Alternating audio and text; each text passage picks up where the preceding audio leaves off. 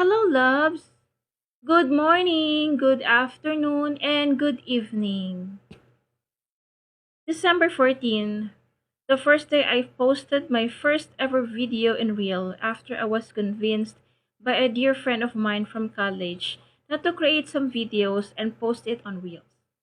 But before that, I was lost. Really lost because of a lot of things happened.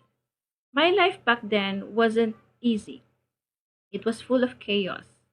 In fact, I was in the midst of a major twist and turn phase of my life that time.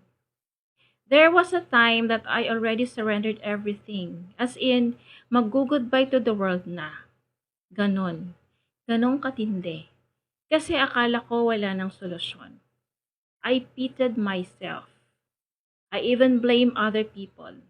Pero mali pala. Kasi, hindi pala dapat ganon. For the past years, ang dami kong natutunan sa buhay. Isa na doon ang pagiging mas malapit kay God. I become closer to Him by reading daily scriptures, devotions, and of course, praying. That is also the reason why ganyan ang mga content ko. Kasi I want you guys na mapalapitin sa Kanya. Kasi walang imposible kapag lahat ng mga hinaing mo, kahit gaano pa yung kahirap, mabibigyan niya ng lunas, ng sagot, at higit sa lahat, iiwanan ka man ng mga taong malalapit sa'yo, pero asahan mo na hinding-hindi ka niya iiwanan. Kahit ilang beses ka pa lumalayo o napalayo sa Kanya. I'm sure nagtataka kayo kung bakit ko ginawa ang bitong to.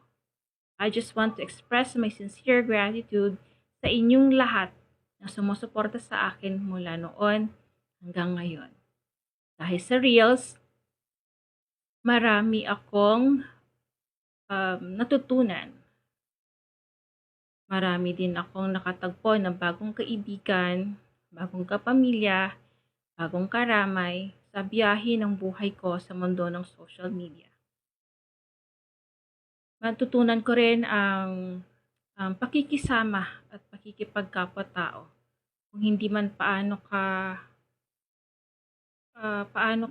i-treasure at isang taong hindi mo pa naman nakikita ng personal. Pero kung ituring ka, dahil pa ang ilang taong nakasama at nakilala ka. Iisa lang naman ang pakay ko noon nung magsimula ako. Yun para ibahagi ang mga reflections ng Bible verses. Dahil yan ang misyon na binigay sa akin ni God kung bakit binigyan niya ako ng isa pang pagkakataon para manatili dito sa mundo.